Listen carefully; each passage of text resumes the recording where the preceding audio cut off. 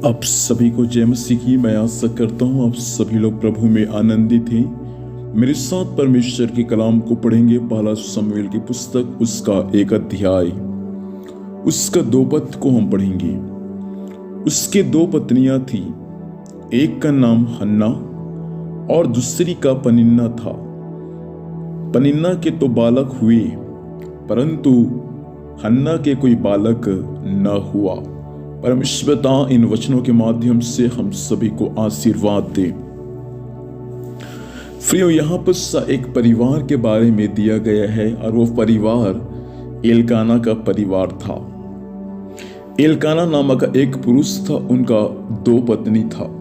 Bible हमें यह सिखाता है कि उनके दोनों पत्नियों का नाम यहाँ दिया गया है। एक का नाम हन्ना और दूसरी का नाम पनिन्ना थी। बाइबल हमें यह सिखाता कि हन्ना तो बांझ थी, उनका कोई संतान नहीं था, लेकिन पनिन्ना जो थी उनका संतान था। लेकिन ऐसा हुआ कि 3 और 4 पद को जब आप पढ़ते हुए आएंगे तो वहां लिखा है कि हर साल वे प्रति वर्ष परमेश्वर के मंदिर में जाते थे भेड़ चढ़ाने के लिए, अर्थात सीलो में। और बाइबल हमें यह सिखाता है प्रियों कि जब वहां से वे आते थे तो अपनी पत्नी पनिन्ना और अपने एक और पत्नी हन्ना को ये एलकाना भेंट दिया करते थे। बाइबल हमें यह सिखाता है कि जो कुछ इनको उनके पति दिया करते थे उससे बढ़कर प्रेम और उससे बढ़कर भेंट ये एलकाना हन्ना को दिया करता था। हन्ना, जब आप हन्ना के बारे में पढ़ेंगे प्रियों तो पूरा 1 अध्याय 9 पद से आगे हन्ना के विषय में लिखा है। लेकिन जब आप पनिन्ना के विषय में पढ़ना चाहेंगे तो उनके विषय में कोई भी जगह और नहीं लिखा है।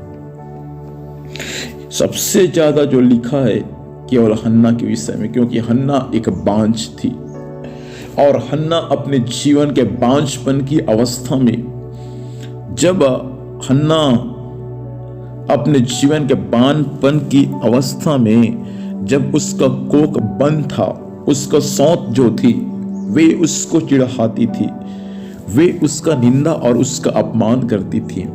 लेकिन बाइबल हमें यह सिखाता है कि हन्ना नामक जो स्त्री है ये प्रभु के मंदिर में जाकर ये आंसू बहाती थी, ये प्रार्थना करने वाली एक योद्धा थी।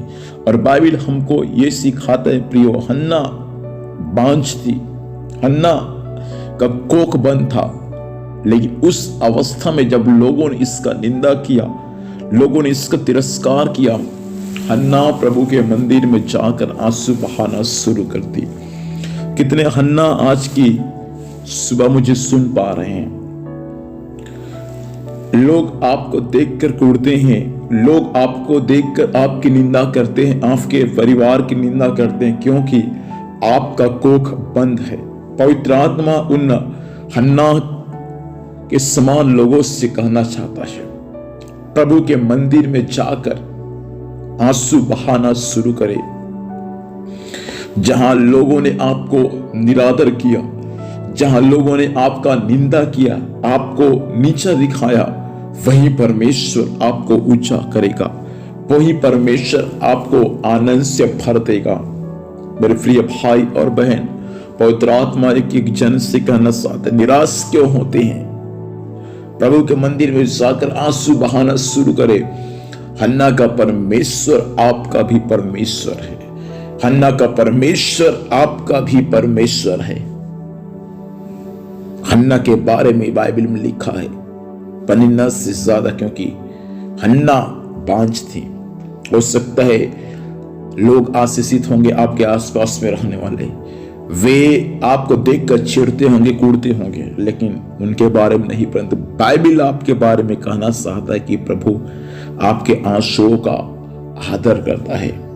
प्रभु के मंदिर में चाहे आंसू बहाए, हन्ना को मालूम थी मैं यदि प्रभु के मंदिर में जाकर आंसू बहाऊंगी तो परमेश्वर मेरे लिए अद्भुत काम करेगी। आइए अपनी आंखों को बंद करें और हम प्रभु से प्रार्थना करें।